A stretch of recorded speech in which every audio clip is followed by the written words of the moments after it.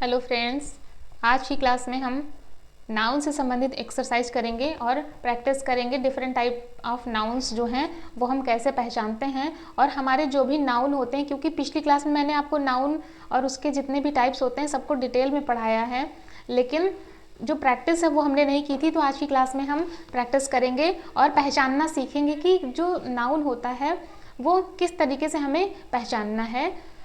तो चलिए देखते हैं। हमारा जो पहला सेंटेंस लिखा हुआ है, my sister is a good doctor. तो यहाँ पर देखिए डॉक्टर पे आपका अंडरलाइन है, आपको बताना है कि ये जो डॉक्टर है ये कौन सा नाउन है। तो देखिए जो डॉक्टर होता है वो तो मेल फीमेल कोई भी हो सकता है। तो जब हम मेल और फीमेल जो है दोनों कैटेगरी में उसको रख सकें तो वो हमारा जो है वो हमेशा ही कॉमन नाउन होता है। तो ये हमारा यहाँ पर कॉमन नाउन है, ठीक है। डॉक्टर जो है वो कॉमन नाउन है। दूसरा अगर हम देखें sentence, he was born in April, वो उसका जन्म कब हुआ था? अप्रैल में हुआ था। तो जो ये अप्रैल है इसका हमें बताना है कि ये कौन सा नाउन है।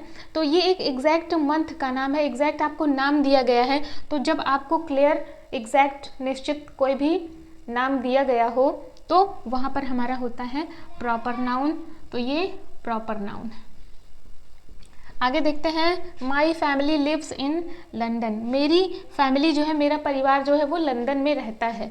तो आपको यहाँ पे फैमिली जो है इसका बताना है नाउन कि ये कौन सा नाउन है। तो आप देखेंगे कि जो फैमिली होती है वहाँ पर अधिकतर ही दो या दो से ज़्यादा लोग होंगे। तो फैमिली जो है वो एक ग्रुप है कई लोगों का। तो इस तरीके से हम कह सकते हैं कि जो फैमिली है वो कौन सा नाउन है? कलेक्टिव नाउन है। जहाँ पर दो से अधिक लोग होंगे वहाँ पर हमेशा ही एक समूह बनेगा और वहाँ पर कलेक्टिव नाउन होगा। नेक्स्ट हम बात करते हैं, can you please attend the telephone, क्या आप टेलीफोन को अटेंड कर सकते हैं? तो यहाँ पर आपको टेलीफोन में नाउन बताना है। तो आप समझ रहे हैं कि जो नाउन जो टेलीफोन है वो जाहिर सी बात है किसी न किसी मटेरियल से बना हुआ है। तो ये इसे हम कंक्रीट नाउन भी कह सकते हैं और ये एक मटेरियल नाउन के कैटेगरी में आता है। तो जो टेलीफोन है हमारा वो मटेरियल नाउन है। नेक्स्ट देखते हैं, let me give you some advice, मुझे आपको कुछ सलाह देनी है। तो यहाँ पर ये जो एडवाइस है, ये जो एडवाइस है वो क्या है? एक भाव है, ठीक है। इसे हम एक भाव के अंतर्गत रख सकते हैं। तो इस एडवाइस को, जैसे एडवाइस है हैप्पी, सैड, ऐसा कुछ भी होता है अगर शब्द, तो वो जो है गुस्सा, खुशी, दुख, ऐसा कोई भी सेंटेंस है, जैसे एडवाइस है सलाह है, तो ये किसके अंतर्गत आता है? अब्स्ट्रैक्ट नाउन, भाववाचक संज्ञा, क्योंकि यह एक भाव है तो ये अब्स्ट्रैक्ट नाउन होगा एडवाइस हमारा। अगला है, do you have automatic washing machine at home, क्या तुम्हारे पास automatic washing machine automatic washing machine है घर पर, तुम्हारे घर पर? तो ये जो वॉशिंग मशीन है ये किसी न किसी मटेरियल से बना हुआ है। तो वॉशिंग मशीन में हमारा कौन सा नाउन है? मटेरियल नाउन है। आगे देखिए, Burj Khalifa is the tallest building in the world, Burj Khalifa जो है वो सबसे ऊंची बिल्डिंग है पूरे विश्व में। तो ये जो बुर्ज खलीफा है ये एक एग्जैक्ट किसी बिल्डिंग का नाम है।